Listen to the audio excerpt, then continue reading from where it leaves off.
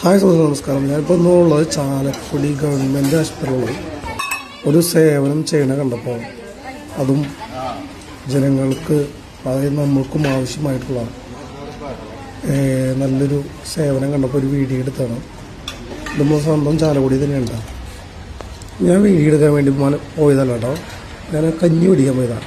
എൻ്റെ അമ്മ ഗവൺമെൻറ് ആശുപത്രിയിൽ അഡ്മിറ്റ് ഉണ്ട്. അപ്പോൾ 6 മണിക്ക് കഞ്ഞി വരും.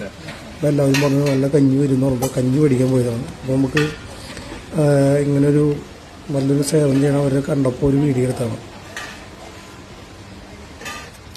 ചേട്ടാ എത്ര വർഷമായി? ഇപ്പോൾ 18ാമത്തെ വർഷം കഴിഞ്ഞു. 18 വർഷമായില്ല.